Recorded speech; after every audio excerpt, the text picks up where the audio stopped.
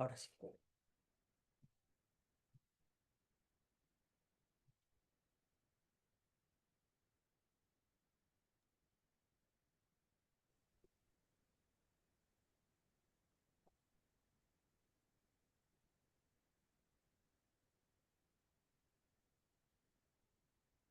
Esperamos un minutito más y damos comienzo a esta actividad. Muchísimas gracias por...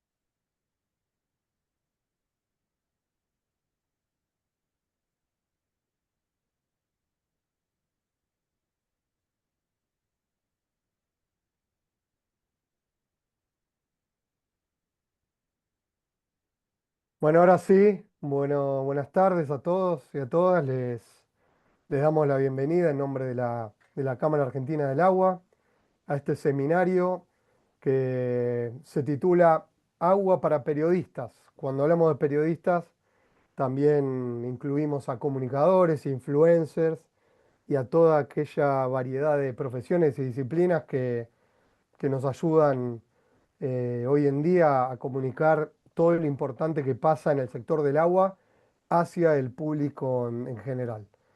En el día de hoy tenemos el privilegio de contar con el acompañamiento de José Miguel del Arca García, quien es el director de Aguas Residuales, quizás el medio de comunicación en habla hispana más extendido, vinculado a la gestión del agua.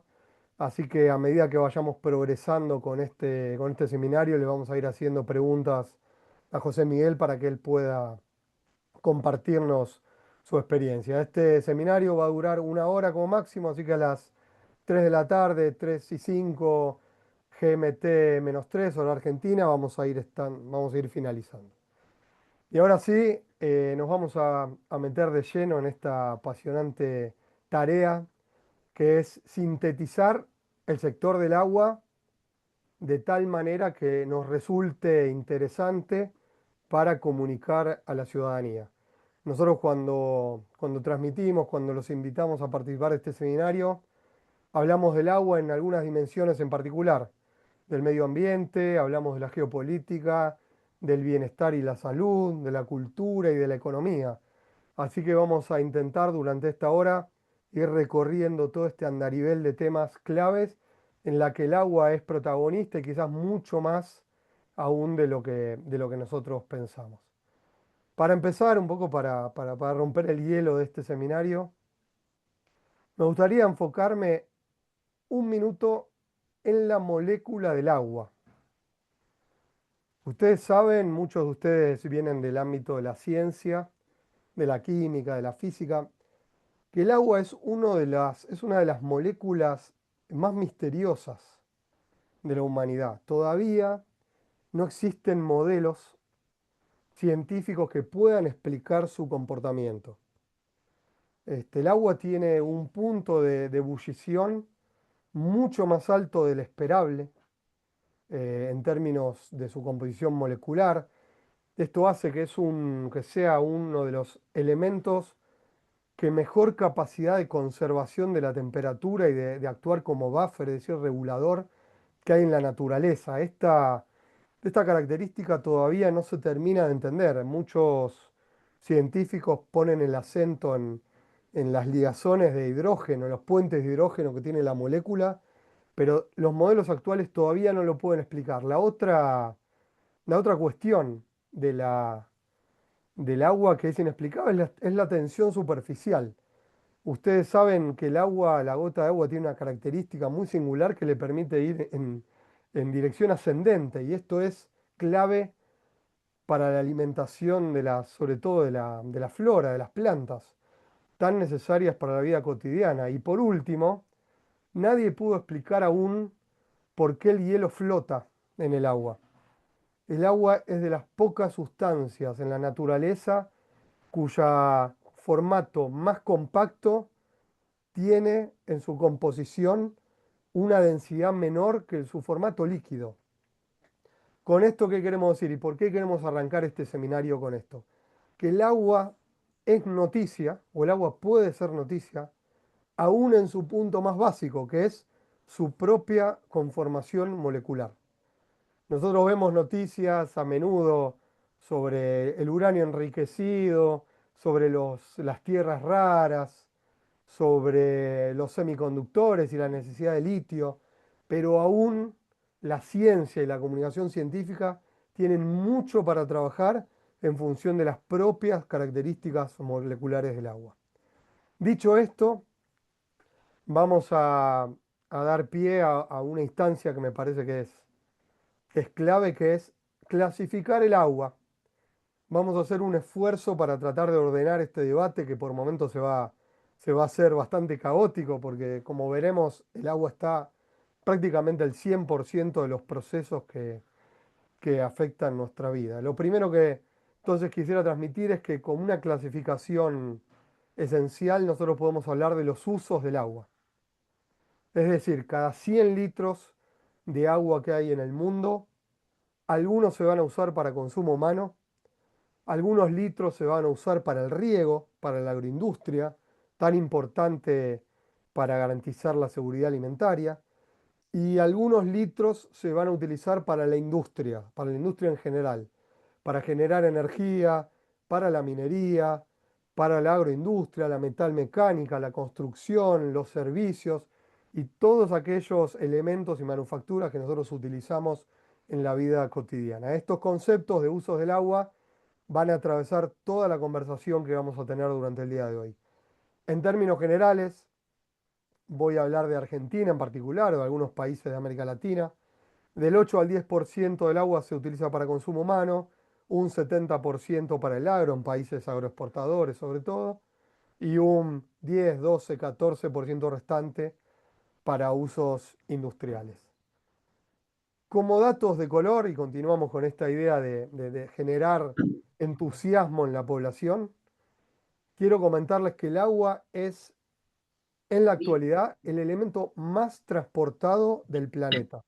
A la cara. No hay ningún otro producto, no hay Eso por decirle a ningún, Claudio. perdón, le voy a pedir a alguno que tiene ahí está. No hay ningún otro producto, manufactura o materia prima en el mundo que sea más transportado que el agua. Ustedes piensen que nosotros, la mayoría vive en ciudades o aún aquellos que lo hacen en zonas rurales, necesitamos transportar el agua desde su fuente de origen, que puede ser una fuente superficial como un río, un estuario, el mar, un lago, o una fuente subterránea como puede ser un acuífero, una napa, un río subterráneo, tiene que ser transportada hacia el lugar donde la necesitamos, tanto para consumo humano como para industria. Ese es el primer dato que va a sobrevolar también toda esta conversación. El agua es el elemento más transportado del mundo. Luego tenemos que el agua es la única materia prima del mundo que varía minuto a minuto. No hay ninguna industria que tenga una materia prima que pueda variar de un minuto al otro. Toda planta potabilizadora, toda casa que necesite filtrar el agua, toda industria que tenga una planta de ósmosis inversa, cada minuto va a recibir un agua que puede estar variando en su calidad. Esto no le ocurre a la industria del zapato, de los neumáticos con el caucho, no le ocurre a la industria de la panadería con el trigo, o no le ocurre a la industria frigorífica con la carne, donde las materias primas son mucho más estables. Entonces, todo lo que tiene que ver con el cambio climático, que nosotros lo conocemos muy bien y que leemos mucho y nos preocupa mucho, va a tener una incidencia tremenda en la variación de la calidad del agua que le llega a cada uno de los usuarios y productores de agua potable. La tercera cuestión que me gustaría compartir con ustedes antes de seguir adelante es que el agua es uno de los elementos de la tierra en el que no se sabe quién es el dueño. Nadie tiene hoy en la actualidad la potestad para adjudicarse la propiedad del agua. Si nosotros hacemos un pozo en San Pablo, tomamos una, una muestra del agua en el Mekong o directamente tomamos en un balde agua del mar Mediterráneo, es posible que muchas organizaciones, hasta individuos, se adjudiquen esa propiedad. Y todo esto es el resultante, primero, de legislación que es contradictoria, tanto a nivel local como provincial estadual, como nacional, como supranacional. Esto tiene que ver también con que el cambio climático está afectando muchísimo las fuentes de suministro de agua y tiene que ver con que hay un mapa de escasez hídrica a nivel mundial. Hay muchos países, empresas que están sufriendo la falta de agua y por eso están siendo estimuladas a ir a buscar nuevas fuentes de agua. Dicho esto, y antes de pasar sí o sí a cada uno de nuestros 5 ejes que vamos a tratar el día de hoy, quisiera decirles que el agua no es solo el agua física. Cuando nosotros solemos pensar en agua, siempre estamos pensando en el agua de la canilla, en el agua que vemos en un río o en el agua de lluvia. Sin embargo, el agua también puede ser contabilizada, estudiada, distribuida bajo un formato que es el del agua virtual, que esto es un concepto que va a tomar cada vez más preponderancia en los próximos años. ¿Y a qué me refiero con el agua virtual? El agua virtual es toda aquella agua que es necesaria para producir una manufactura o unidad de servicio que es exportada hacia otro país. Vamos a rebobinar un poquito este concepto. La huella hídrica o la huella del agua es un concepto que muchos de nosotros estamos bien emparentados. La huella hídrica, la huella de agua es la cantidad de agua que necesita una industria para producir una unidad de una manufactura o una unidad de un servicio. ¿Está bien? Si nosotros necesitamos 600 litros de agua para producir 100 gramos de carne, estamos hablando de una huella hídrica de 600 litros de agua. Si nosotros necesitamos 3 litros de agua para una consulta del ChatGPT, estamos hablando de una huella de agua de la inteligencia artificial bajo una plataforma que es de 3 litros. Ese agua cuando es exportada se transforma en lo que se llama agua virtual.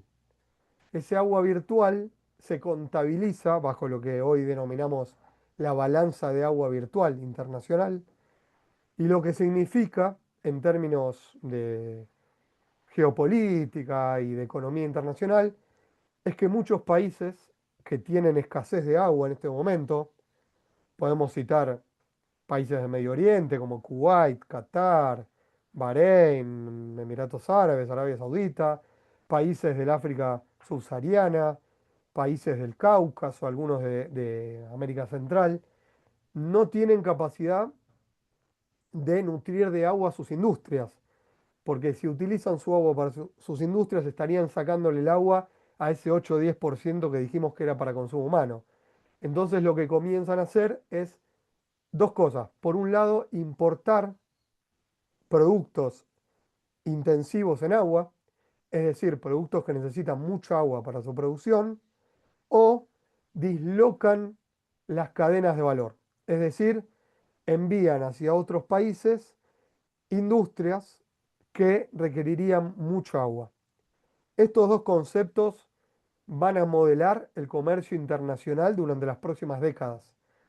Nosotros hemos visto hace poco tiempo que la administración de Trump hizo una reestructuración de su planteo tarifario con el objetivo de reacomodar los flujos del comercio internacional y en algún momento el agua va a pasar a ser tan importante como la readecuación tarifaria.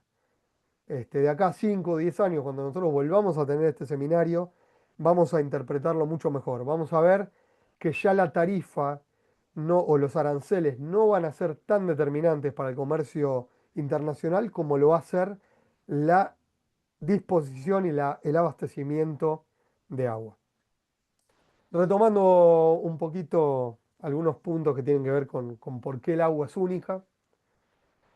También quisiera destacar el hecho que el agua es uno de los pocos productos, sobre todo en estado líquido, en el que su calidad, su composición química es tan importante como su condición física en términos de abastecimiento y transporte. Por lo general, el petróleo, el trigo, el oro, el litio tienen muchísima más importancia en su condición química que física.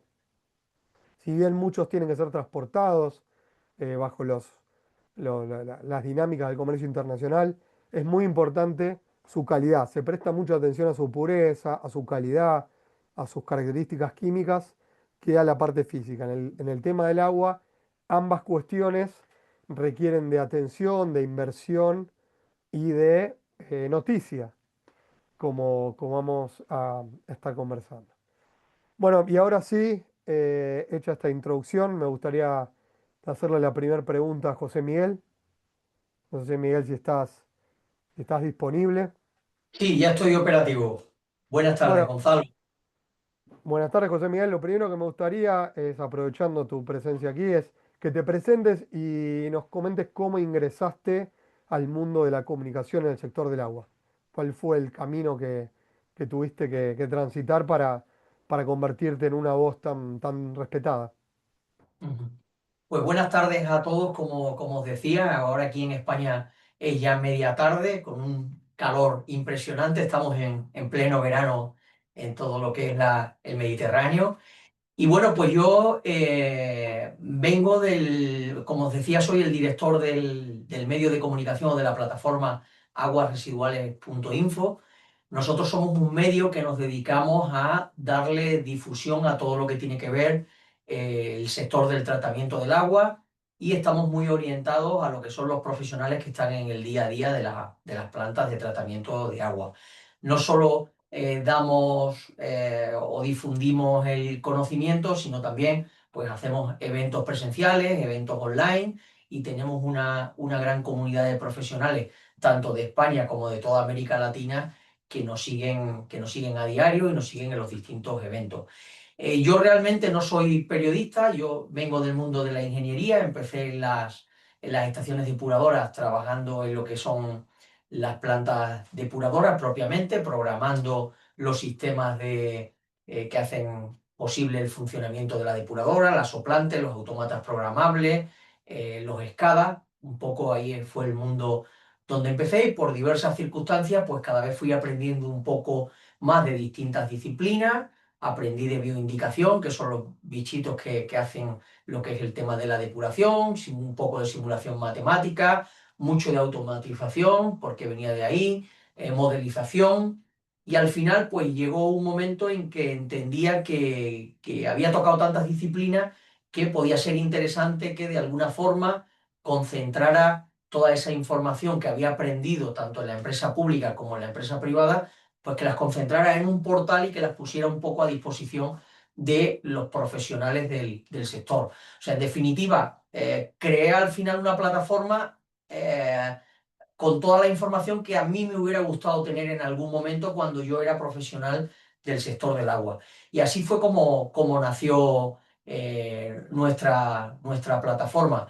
Ya os digo que somos una plataforma muy orientada a lo que es el profesional que está en el día a día de lo que es la ingeniería, la consultoría, de la propia planta, el operario de la depuradora, el jefe de planta o jefe de servicio y empezamos poco a poco en España y sí que es cierto que en la pandemia quizás ha sido el momento que hemos tenido el mayor crecimiento gracias a que dimos el salto a lo audiovisual y sobre todo a lo que tiene que ver con lo online. Empezamos a hacer seminarios online, jornadas online y bueno, pues eso al final afortunadamente nos ha llegado o nos ha llevado a que lleguemos a toda América Latina. Y esa es un poco la historia nuestra, Gonzalo. Como os decía, no somos periodistas, venimos más bien del mundo de lo que es la ingeniería y eso es lo que queremos aportar y estamos aportando al sector.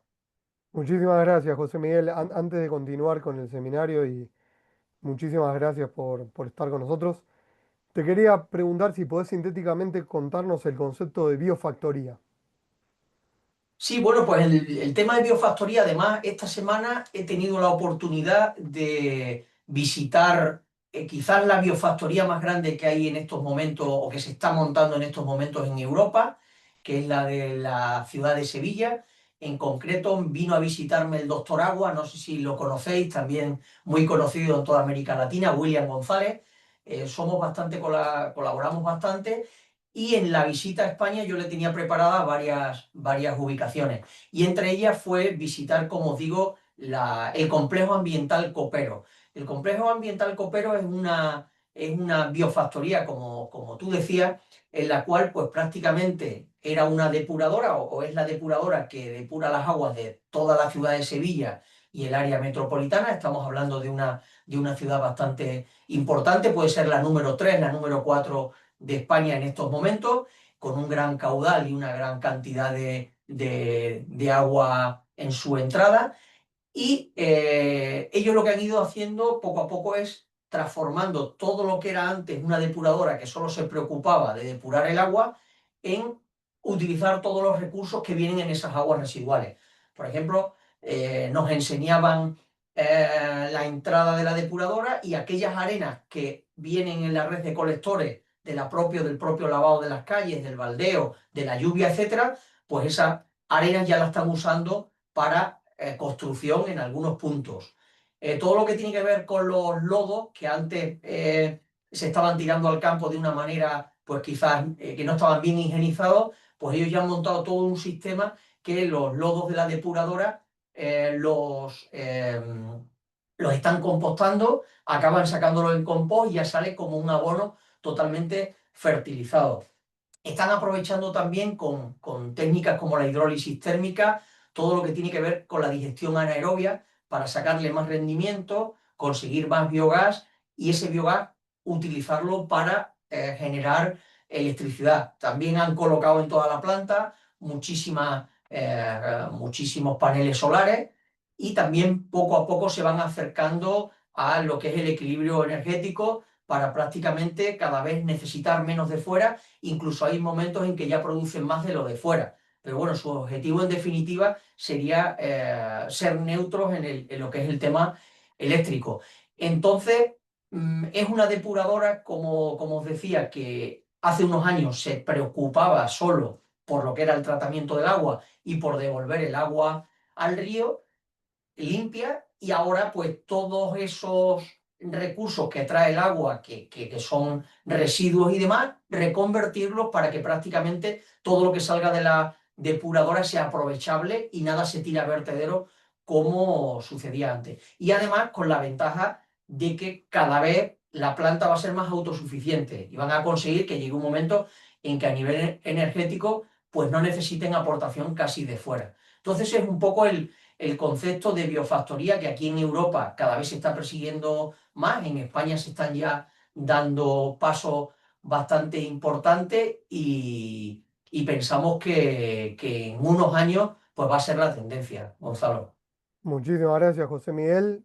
Nos das pie a meternos en el primer tema entonces, que es el del agua y el ambiente, como tópico para comunicar. Vos nos acabás de introducir a un gran concepto que es el de economía circular, que muchos de nosotros estamos emparentados, pero lo que tiene que ver con el agua es algo que está avanzando muchísimo. Hay zonas del mundo, lamentablemente, en España, quizás en Murcia, alguna región de Extremadura, que se están quedando sin agua. Y esto ya no Ujú. es ciencia ficción ni futurismo. No hay agua, entonces toda el agua que se usa tiene que ser regenerada. Esto quiere decir que el agua se vuelve a tratar y se vuelve a utilizar. Parece, parece algo cómico, pero hay cervezas fabricadas ya con aguas regeneradas. Las hemos probado en Portugal, en Bélgica también y en España. Con el pasar de los años, nosotros cada vez más como ciudadanía nos vamos a tener que ir acostumbrando a dos cosas. Por un lado, utilizar aguas regeneradas, acostumbrarnos a que el agua que se trata luego del tratamiento de las cloacas tiene un uso, tiene una segunda vida posible. Y el otro concepto que quería traer a colación acá es el de Fit for Use Water. Nosotros tenemos que empezar a comunicar a la ciudadanía que no hay aguas buenas y malas, sino que hay un agua para cada necesidad, cada momento y cada posibilidad. Nosotros no necesitamos tener el agua de mejor calidad para regar las plantas, para tirar el agua del inodoro, para lavar una plaza o para eventualmente cocinar algún alimento. Este concepto va a estar muy expandido en los próximos años y es el Fit for Use Water. Es comprender que hay agua de distintas calidades y que cada una tiene su buen uso. Yendo al cambio climático en sí, a mí me gustaría dejar claros algunos conceptos más allá del de economía circular, el de Fit for Use Water que ya lo mencionamos, que es el de las catástrofes climáticas. Una de las consecuencias directas del cambio climático es que cada vez tenemos mayores sequías con mayor frecuencia, tenemos mayores inundaciones, tenemos huracanes y todo tipo de catástrofes climáticas que tienen unas consecuencias en la población nunca vistas. Y el agua es protagonista. En primer lugar, porque con el cambio climático aumentan las temperaturas. Y el aumento de la temperatura genera dos fenómenos que son muy, muy nocivos para el ser humano. El primero es el aumento de la temperatura que genera que el ser humano necesite más agua, necesite beber más agua. Por el otro lado, el uso industrial del agua también empieza a requerir mayores cantidades de agua para enfriar servidores, por ejemplo, para el riego, los niveles de evaporación crecen. Y el cambio climático trae un fenómeno que se le presta poca atención en la comunicación, en los medios, y que es el de intrusión marítima o intrusión marina.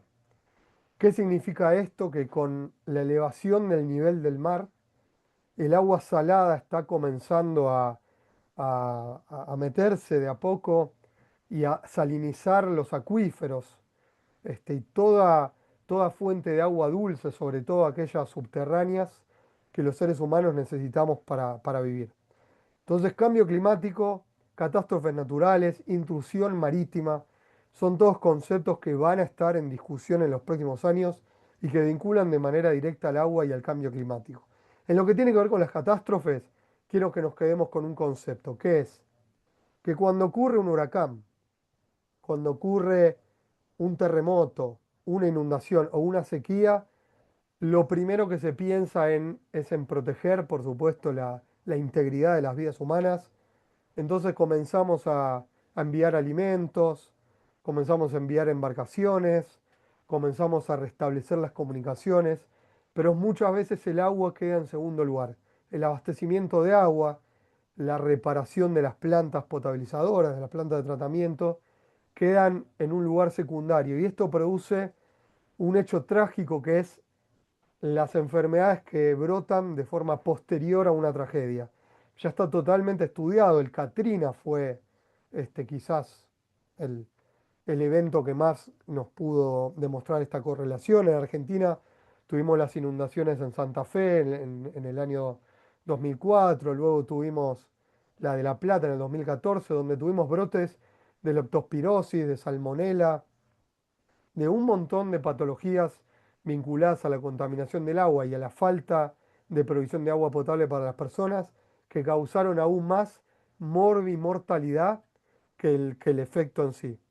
Así que este es un dato que quisiera que nosotros tengamos en cuenta como comunicadores, que es que cada vez que nosotros estemos en presencia de una consecuencia del cambio climático, rápidamente pensemos en el agua, que hagamos una presión en el buen sentido para que se trabaje en la restitución de los sistemas de agua potable.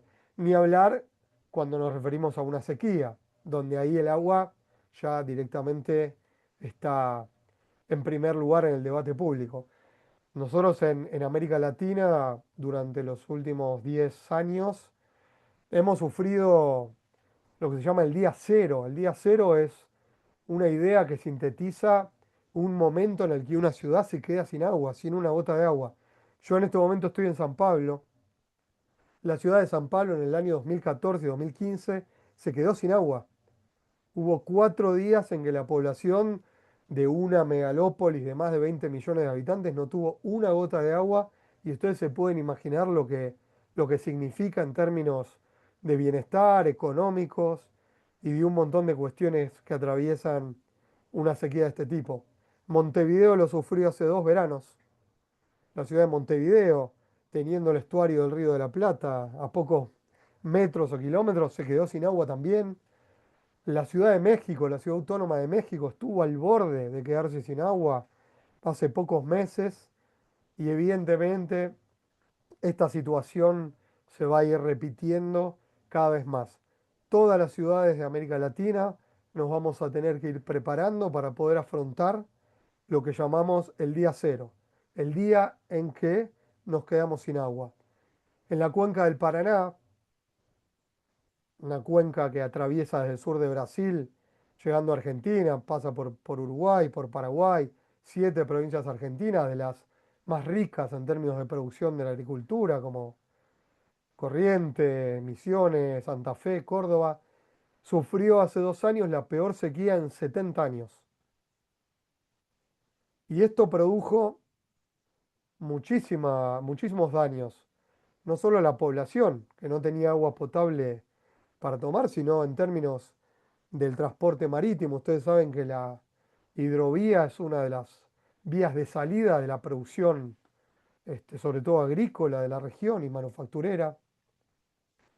Produjo lo que se llama la ampliación de la pluma de contaminación en la descarga costera, en todos los ríos que son afluentes del estuario del Río de la Plata, como la cuenca de Reconquista, la cuenca de Luján.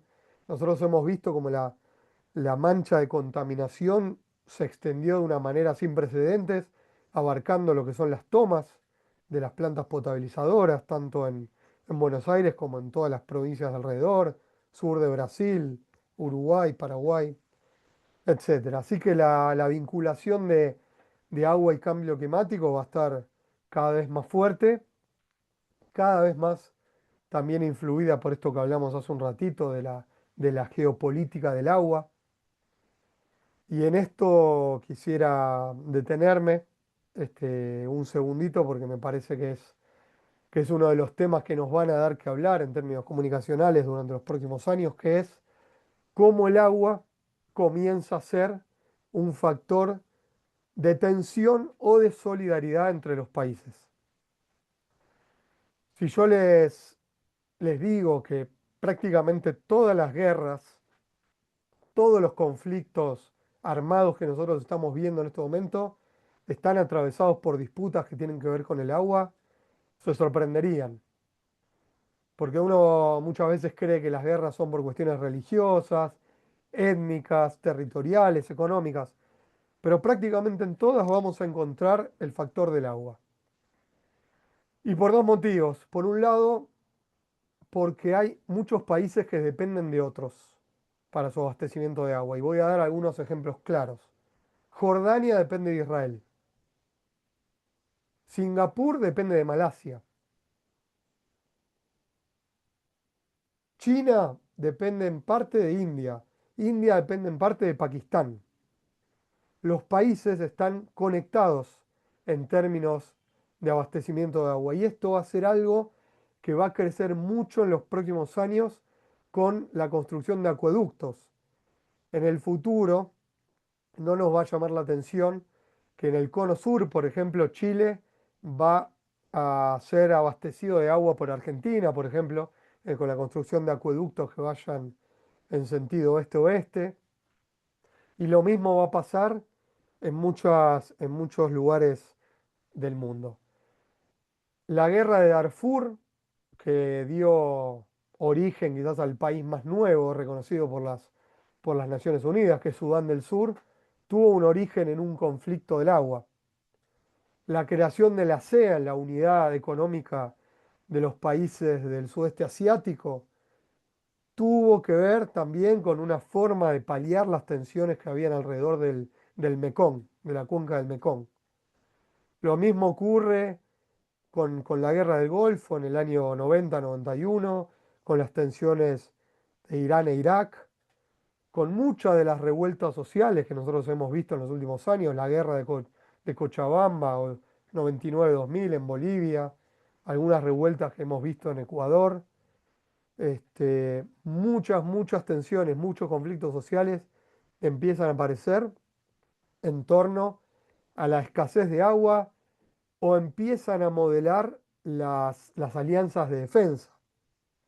Si yo les digo que entre Malasia y Singapur hay una necesidad de abastecimiento de agua, que entre Jordania e Israel o entre Irán e Irak, ustedes ya van a poder ir sacando sus conclusiones de cómo se va modelizando el mundo. Y esta geopolítica del agua también trae aparejado una cuestión que son las estadísticas del agua, y es algo que en un seminario sobre comunicación y agua no podemos soslayar.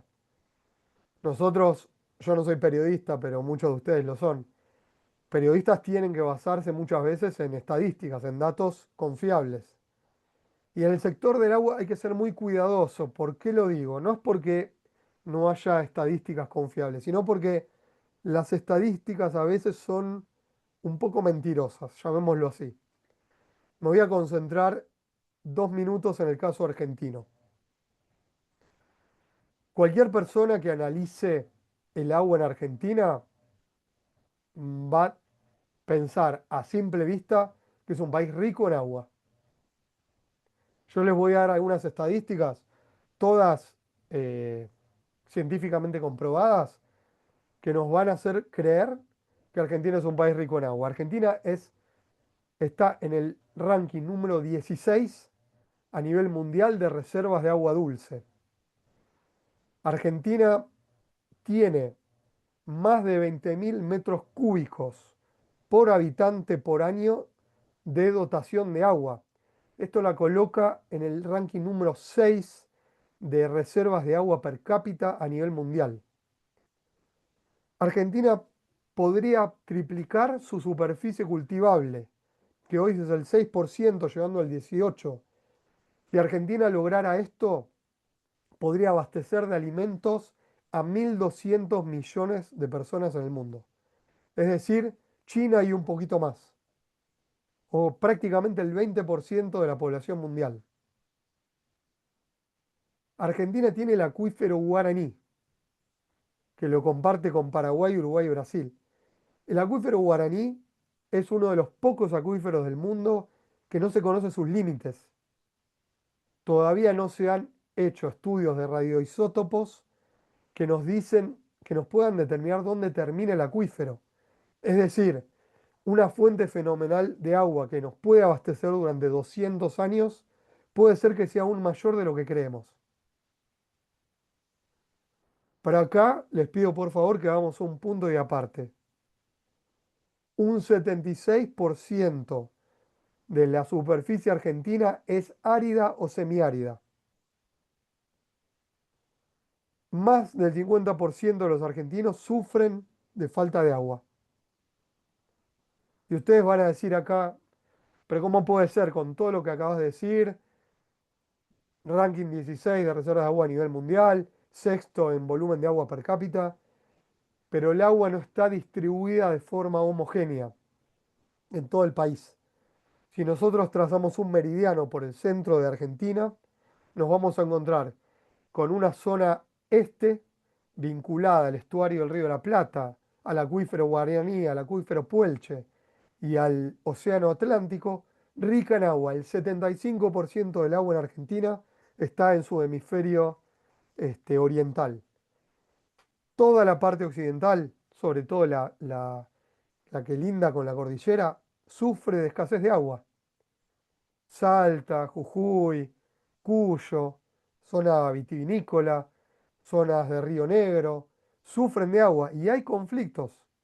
El agua es un motivo de tensión en toda esa franja de la Argentina. Hay una disputa entre La Pampa y Mendoza por el río Atuel, lo mismo pasa en Río Negro. Hay tensiones por el cobro de cánones del agua en Neuquén, por usos del agua entre Mendoza y San Juan. a veces las estadísticas requieren que nosotros miremos con microscopio y empecemos a discernir, de alguna manera disecar qué es lo que nos está pasando dentro de esa información en la que parecería que todo es color de rosa. Antes de hacer una nueva pregunta a José Miguel, me gustaría hacer un apartado con respecto a la judicialización o a las controversias que puede haber con respecto al agua en América del Sur o en América Latina. Argentina, por ejemplo, de los pocos conflictos internacionales que ha tenido en las últimas décadas, la mayoría están vinculados al agua. Tuvimos el conflicto con las pasteras, con Uruguay, con dos fábricas de papel que se instalaron en Uruguay y contaminaron el Río de la Plata. Estamos en vías de tener una controversia con Uruguay nuevamente por el emisario subterráneo del sistema La Matanza de Arrochuelo. Tuvimos el conflicto con Chile por el canal del Beagle y con Brasil y Paraguay por Yacyretá, que inundó muchos territorios. Un país pacífico, chico, que tiene agua, tiene conflictos o tiene potencial de conflictos vinculados al agua. Ni hablar de las causas judiciales, como la causa Mendoza, este, que tiene que ver con la contaminación de nitratos también en la cuenca Matanza-Rachuelo. Esto es solo un ejemplo de cómo si uno se pone a investigar en cada país, en cada región, hay tensiones, hay conflictos vinculadas a la cuestión del agua. Ahora nuevamente volvemos a José Miguel. Me gustaría preguntarte, José Miguel, ¿cómo es el tema de la escasez del agua en Europa? Si tenés ejemplos para compartirnos, medidas, nuevas regulaciones, etcétera. Muchísimas gracias. Y pues Gonzalo, era una cosa que sí que me gustaría destacar porque lo estoy viendo mucho en España. Afortunadamente, aunque en los últimos meses y sobre todo este invierno ha llovido mucho, ha llovido más de lo normal, pero veníamos ya de una escasez de agua, sobre todo en España, muy grande. Ya había zonas en el norte, por ejemplo, como Cataluña, que empezaban a tener restricciones de agua, había que algunos municipios abastecerlos con cisternas, zonas en Andalucía también. O sea que por primera vez en los últimos años sí que hemos empezado a ver en España y en parte de Europa que la sequía ya nos empezaba a afectar mucho. Yo un cambio muy importante que he visto con respecto a lo que decías antes de la reutilización y la regeneración de agua está siendo la gran preocupación ahora mismo en toda Europa y sobre todo en nuestro país. Por ejemplo, la región de Murcia fue una región pionera que empezó a reutilizar agua, teniendo un poco en mente el modelo de Israel. Se basaron bastante en cómo lo estaba haciendo Israel para hacerlo ellos. Y actualmente la región de Murcia está en torno ya a un 98 casi por ciento de reutilización y regeneración de agua. Pero era una isla en España. Hace unos años prácticamente lo que se hacía era lo que se estaba haciendo en Murcia. Y realmente Murcia, porque sí se estaban viendo ya muy, muy afectados. Ya en los últimos meses, incluso en estas últimas semanas, hemos estado publicando nosotros noticias en el portal de como, por ejemplo, comunidades autónomas como Andalucía, que es enorme. Andalucía prácticamente casi es un tercio de España, tiene 8 provincias y una población muy, muy importante. Pues Andalucía ya sí que se ha planteado muy en serio el tema de la reutilización, de la regeneración, eh, incluso si quieren poner a la cabeza de lo que sería España en los próximos años. Siendo una comunidad tan grande y teniendo un peso tan grande como el que tiene, pues el que empieza a lanzar ese mensaje de grandes inversiones en reutilización y regeneración y grandes obras quiere decir mucho. Y es un tema que cada vez lo estoy viendo más en España. Hay zonas que a lo mejor todavía siguen teniendo bastante agua o que están más en el norte, pero prácticamente lo que es todo el sur de España está muy, muy preocupado por este tema. Y en Europa cada vez también se está empezando a preocupar más por todo lo que sería la regeneración.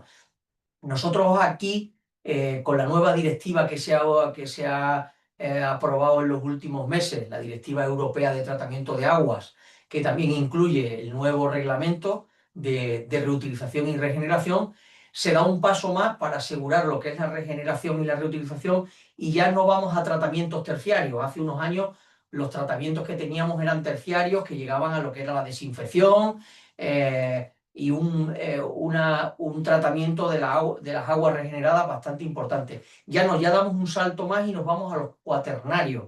Es decir, ya se le empiezan a eliminar a las aguas, como aquí Claro, ¿cuál en entra? Europa, se le empiezan a eliminar incluso contaminantes persistentes y emergentes. O sea que el salto que se va a dar en España y en Europa en los próximos años, pues sería también bastante importante.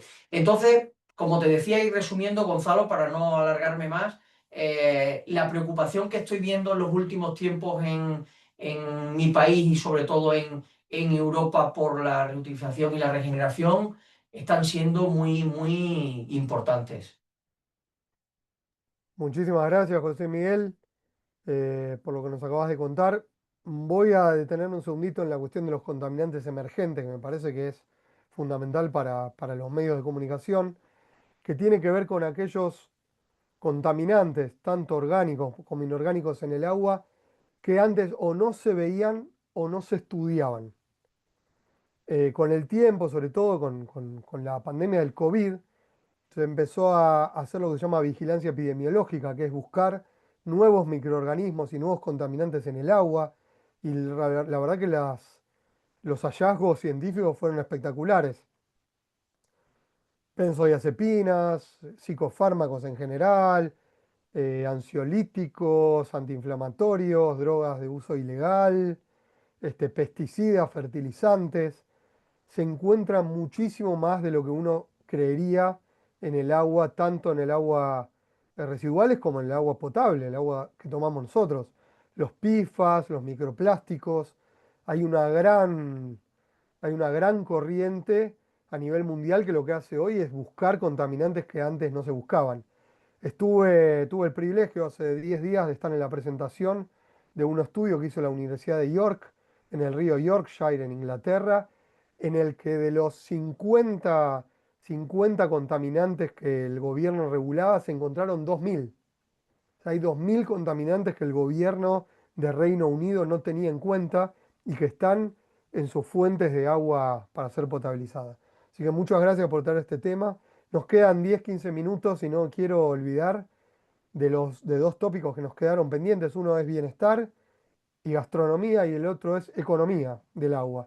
Voy a comenzar por el de economía, y me voy a centrar un poco en lo que hablamos al principio, que el agua es uno de los elementos en el que es confuso quién es el dueño. A mí me gustaría recordarles que Macron y Bolsonaro se peleaban mucho. ¿Ustedes recuerdan esa pelea entre Macron y Bolsonaro cuando Bolsonaro fue presidente de Brasil? Esa pelea escaló tanto que llegó a niveles como muy ordinarios, muy chabacanos, en el que Bolsonaro lo criticaba a Macron porque la mujer era mayor que él, y muchos pensaban que esa discusión tenía que ver con el ingreso o con el acuerdo Mercosur-Unión Europea. Sin embargo, esa discusión tenía que ver con otra cosa, que es lo que se llaman ríos voladores. Los ríos voladores son corrientes de agua que viajan a través de la atmósfera. Recuerdan cuando hablamos que el agua no es solo el agua líquida, sino que el agua está en diferentes estados. Puede ser virtual y puede ser formato de vapor. La tala de árboles en el Amazonas provocó lo que se llama la interrupción de los ríos voladores, que son ríos de agua que viaja por la atmósfera y precipitan en la cuenca del Paraná. Y esto fue uno de los motivos de esa gran sequía que yo les conté hace un ratito. Entonces, ahí nos preguntamos, ¿quién es el dueño del agua de los ríos voladores? ¿Es Brasil? ¿Es Manaos? ¿Es la Unión Europea? ¿Es la civilización? Estas son las cuestiones que se van a discutir mucho en los próximos años y que tienen que ver con la propiedad y la economía del agua. En la economía del agua hay un gran debate, que es si el agua tiene que ser barata para que acceda a todo el mundo o tiene que ser cara para que la cuidemos bien y la usemos responsablemente. Este es el gran debate que se va a producir a nivel público en las próximas décadas. Y un debate, además, que se va a cristalizar en los mercados. Hace 3 años, por primera vez en la historia, cotizaron en la bolsa de Chicago los futuros del agua, del río Colorado. Algo similar pasó con los usos del agua en Australia. Cada vez más el agua va a empezar a cotizar en las bolsas de valores. Existen los bonos azules, muy vinculados todavía a lo que pasa en los océanos, pero con el tiempo vamos a ir viendo cada vez más que el agua va a ser objeto de las leyes del mercado. Donde falte el agua va a ser más cara, donde sobre el agua va a ser más económica, y así vamos a ir viendo también un reacomodamiento de los actores en la economía global. Vamos a pasar ahora al último tópico. Con este vamos a ir finalizando, agradeciéndoles nuevamente su interés y su acompañamiento, que tiene que ver con el agua en la mesa de cada uno de nosotros, de nuestras familias, en los restaurantes, en los hoteles, y el agua para uso recreativo también. Cuando hablamos de uso del agua para temas recreativos, estamos hablando de una industria fundamental a nivel mundial. Como yo les dije, en este momento estoy en Brasil y ustedes saben que cada verano, por causa del cambio climático, hay unos brotes de enterovirus, de rotavirus, de Escherichia coli en las aguas del sur de Brasil. Y esto ahuyenta a miles de turistas. Tal es así que cuando uno está en Brasil, hay algunas aplicaciones que uno puede ver el nivel de contaminación con orgánicos en el agua del día a día para uno elegir a qué playa ir y a cuál no. Esto tiene una implicancia a nivel mundial fenomenal. A mí me gusta siempre traer a colación el caso de lo que se llama el efecto Palomares, que fue una de las primeras veces en que el agua tuvo una influencia en la comunicación a nivel mundial. En la época de la Guerra Fría, si no me equivoco, en la década del 60, Estados Unidos lanzó 2 bombas nucleares por error en las costas de Almería. Y esto produjo una fuga del turismo. Ustedes saben que España es uno de los países que su PBI, que el turismo representa su porcentaje más alto del PBI, alcanzando a veces el 12, 15% o aún más en algunas comunidades autónomas. Como muestra de, de que el agua era apta para el baño, todo el gabinete del gobierno se tiró a nadar en el mar. Uno era el ministro que era. Me va a ayudar a acordar José Miguel, el nombre del ministro de Turismo. Y el ministro en ese momento era de Alianza Popular, el actual, a ver si recuerdo, Fraga. Praga, Fraga. Praga. Praga. Realmente te puntualizo, Gonzalo, que lo que Sí. sucedió fue que no es que lanzara las bombas en España, sino que los aviones estuvieron cargándose de combustible en vuelo y en ese momento cometieron un error y se les cayó un par de bombas, se le cayeron que nunca explosionaron. No explosionaron, pero como llevaba contaminante, pues al final contaminaron las aguas, pero efectivamente se acabó bañando el ministro Fraga en ese momento para demostrar que el agua no estaba contaminada. Muchísimas gracias. Muchísimas gracias, José Miguel, por la aclaración. Esto se lo llama efecto Palomares. Y Obama, durante su presidencia, cuando hubo un brote de Escherichia coli en las hamburguesas de McDonald's, fue y comió una hamburguesa en público, inspirado en ese caso. Eso se llama efecto Palomares y creo que ahí lo está diciendo en el chat, en las Olimpiadas de París. Ocurrió algo similar, donde una ministra creo que se tiró al Sena a nadar unos días antes de las Olimpiadas. Y esto tiene que ver con que el agua es espectacular también al momento de comunicar y de generar confianza. Y el público espera de sus líderes que consuman y que tengan el contacto con el mismo agua que ellos. Esa sería un poco la enseñanza que nos deja este agua para uso recreativo. Y en el caso del consumo humano, y con esto sí ya vamos a ir finalizando, acá tenemos el privilegio de tener varios especialistas en consumo humano. La veo a Soledad desde Alemania que nos saluda, a Leonardo desde Brasil, a Teresita. Son todos número uno a nivel mundial en lo que tiene que ver con el agua y la gastronomía. Ustedes saben que el agua está ganando protagonismo en el mundo de las experiencias en gastronomía. Y esto tiene varias explicaciones. La primera es porque hay una tendencia mundial a que los jóvenes tomen cada vez menos alcohol. Quizás todavía nosotros en América Latina no lo estamos viendo tanto, pero sí en el Atlántico Norte. El consumo de alcohol está cayendo a niveles muy acelerados en todo el mundo y esto está siendo reemplazado por el agua y por las bebidas sin alcohol. Esto hace que la oferta y las experiencias del agua mineral en hotelería y turismo están teniendo una preponderancia como nunca antes en la historia. Nosotros en América del Sur o en América Latina acostumbramos a no dividir, a no clasificar el agua entre agua de mesa, agua mineral o spring water, pero esto es algo que se viene.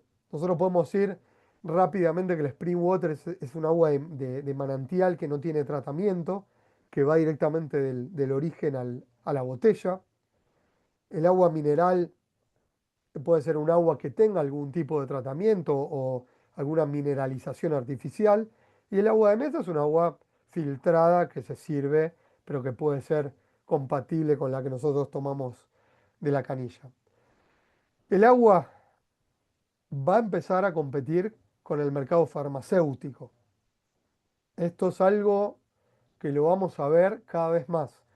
Hay un 20% de los minerales que nosotros como seres humanos necesitamos para vivir que no son producidos por el cuerpo humano, por el propio metabolismo y deben ser ingeridos de manera externa. Todo el universo de las vitaminas, de los suplementos vitamínicos, va a ser cuestionado por algunas aguas minerales que son ricas en magnesio, que tienen altos sólidos disueltos, que tienen algunos tipos de calcio. Esto es algo que se va a ver cada vez más. Aguas que nos van a proponer suplir las necesidades que tenemos de forma orgánica mediante, este, mediante el consumo de ese tipo de aguas. Otra tendencia que vamos a ir observando cada vez más en el mundo del agua y la gastronomía y el bienestar es que si bien el envejecimiento es algo que todavía no tiene explicación a nivel científico, igual que la molécula del agua, hay algunas teorías que hablan del acortamiento de los telómeros en la reproducción del ADN mitocondrial, es un tema que da para una conversación en particular. Lo que sí se sabe es que el envejecimiento es un proceso de deshidratación. Si uno analiza la cantidad de agua que tiene un bebé, un recién nacido, inclusive un feto dentro de la panza de su madre, hacia durante todo el proceso de crecimiento y desarrollo de la persona hasta su senectud, envejecimiento, vamos a ver que el porcentaje de agua se va achicando cada vez más, pasando de un 90% hasta quizás un 50% a los 90 o 100 años. Todo esto va a generar una gran expectativa con respecto a las formas de hidratación y a la longevidad, a la forma de conservar la salud con el paso de los años. Otra de las tendencias que vamos a observar en los próximos años es la búsqueda de experiencias exóticas, llamémoslo así, o por lo menos únicas con respecto al consumo de agua. Soledad nos enseñó hace un tiempo de lo que se llaman las aguas vivientes, por ejemplo, que son aguas que van modificando su composición en función de cómo son revueltas y ella en su restaurante en Bonn, en Alemania, recibe cada vez más interés en experimentar ese tipo de aguas, en vivir el agua de una forma diferente.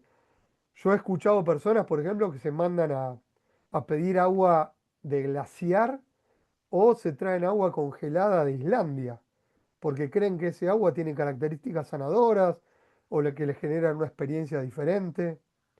Todas estas nuevas experiencias sensoriales que se viven en función del agua van a tener cada vez más lugar en nuestra vida cotidiana y sobre todo en lo que hace a la hotelería, a la gastronomía, etcétera. Para ir finalizando, para cumplir con el horario, quisiera destacar el hecho de que así como hubo una carrera por la conquista espacial, los países están peleando por el liderazgo en agua.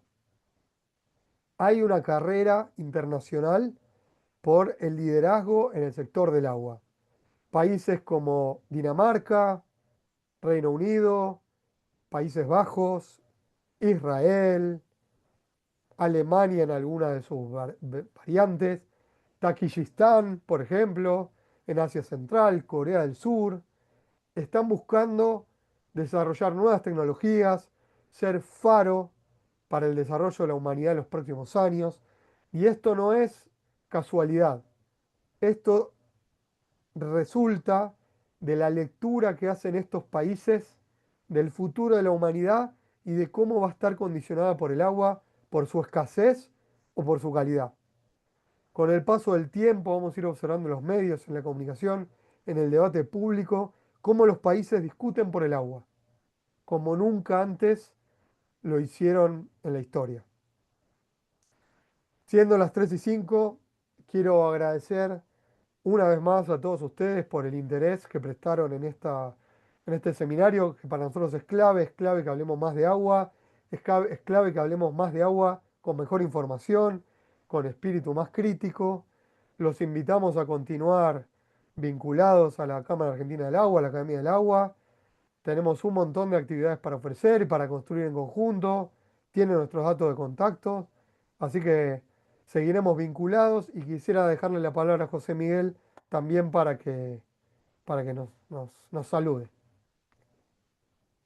Bueno, pues como os decía también en el chat que hemos dejado el link de nuestra plataforma, nosotros desde España y con el altavoz que tenemos en toda América Latina, estamos a vuestra disposición también, Gonzalo, para, dentro de nuestra especialidad, que es el tratamiento de las aguas residuales principalmente, ayudaros en todo lo que podamos, seguir colaborando como hemos hecho en otras ocasiones con el tema de masterclass, de otros eventos para ponernos, pues como te decía, a vuestra disposición desde aquí, desde España, y mandaros un fuerte saludo a todos. Gracias por invitarnos, Gonzalo. Hasta la próxima. Muchas gracias, José Miguel. Esperamos contar con tu presencia y por supuesto vamos a seguir difundiendo las actividades de tu espacio. Van a contar con la grabación. Este seminario está siendo grabado, se lo vamos a compartir en los próximos días y los que requieran certificado de asistencia nos lo pueden solicitar. Por supuesto, agradezco mucho la participación, los saludos que están enviando a través del chat, lo que acá comentan de Acapulco, lo que Lore aclara del alcalde de París durante las Olimpiadas, el ejemplo que trae Vanessa también para sumar. Así que nuevamente muchísimas gracias y esperamos verlos nuevamente en breve. Gracias. Gracias, hasta la próxima.